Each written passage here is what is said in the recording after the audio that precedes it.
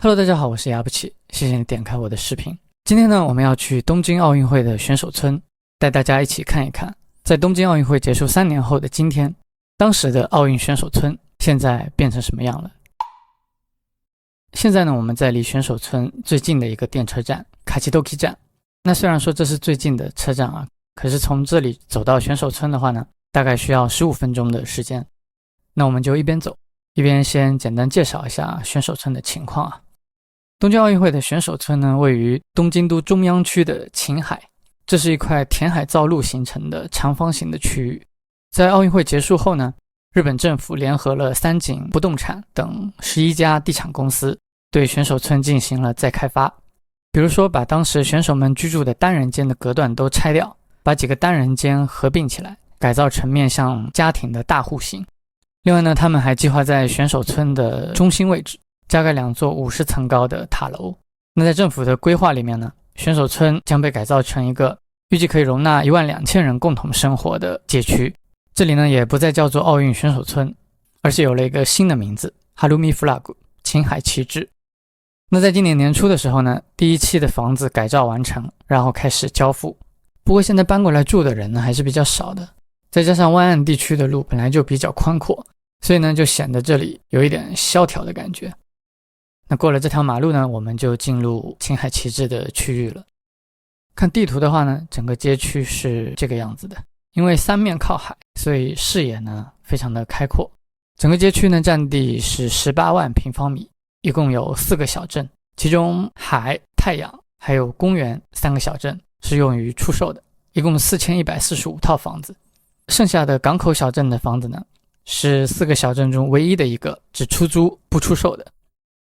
现在在我们眼前的这个呢，就是港口小镇的房子了，一共有4栋楼，一共1487户，全部都是只租不卖的。那租金呢，我也查了一下啊，比如这种2室1厅1卫，一共60平米的房子，月租是28.3万日元，折合成人民币的话呢，每个月的租金大概是14000块钱。如果只是房子本身的话，那这个租金确实是有一点太贵了。不过呢，据说只要你是这里的住户的话，就可以免费使用这里的大浴场、健身房，还有多媒体放映室等等公用的设施。那如果想在家楼下办公开会，甚至是开 party 什么的，小区里面呢也都有可以免费使用的场地。由于晴海旗帜这里呢是最新开发的街区，所以在设计规划的理念上可以说是比较的先进吧。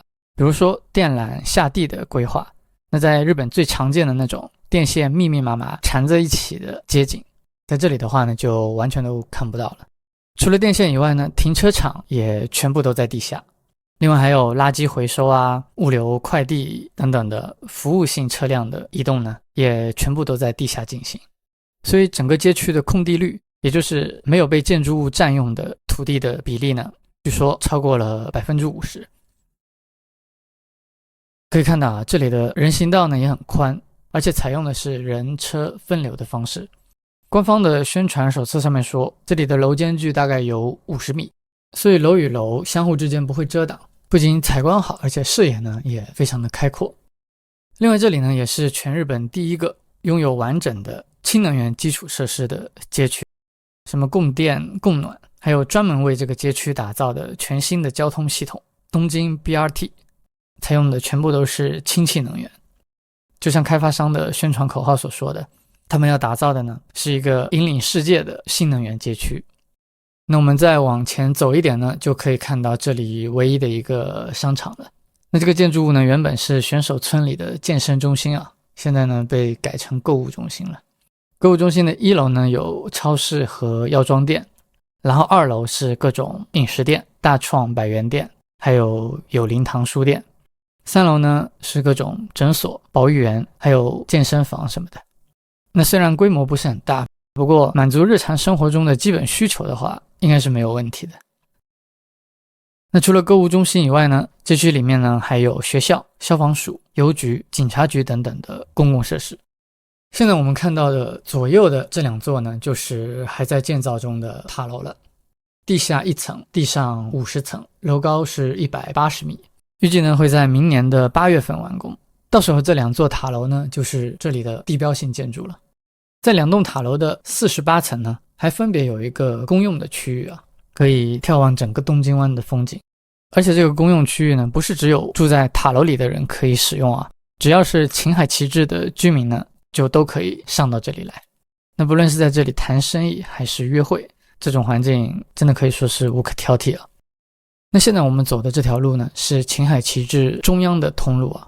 那在奥运会的时候呢，这两边都插满了各国的国旗。左边呢是公园小镇，然后右边是太阳小镇。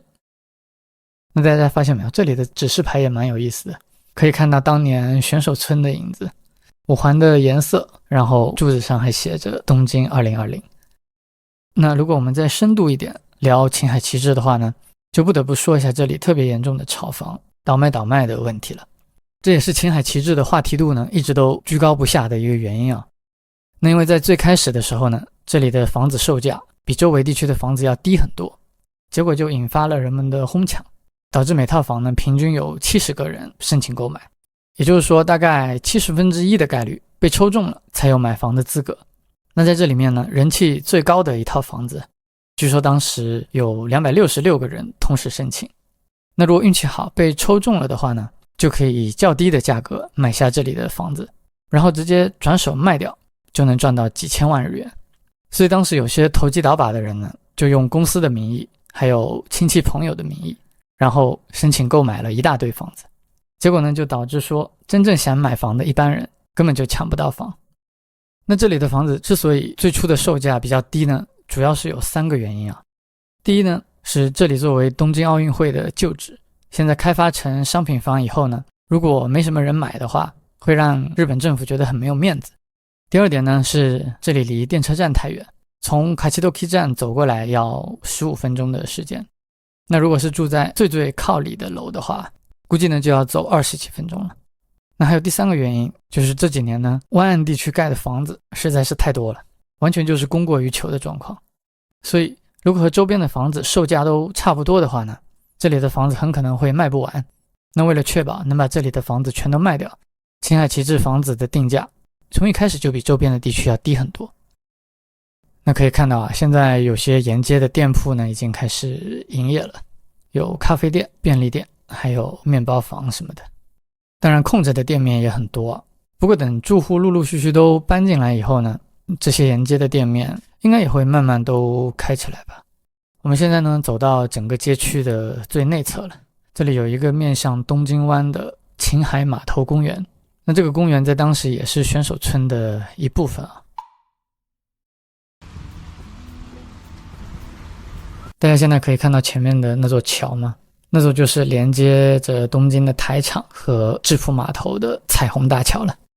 那在这里吹吹海风，然后看看东京湾的景色。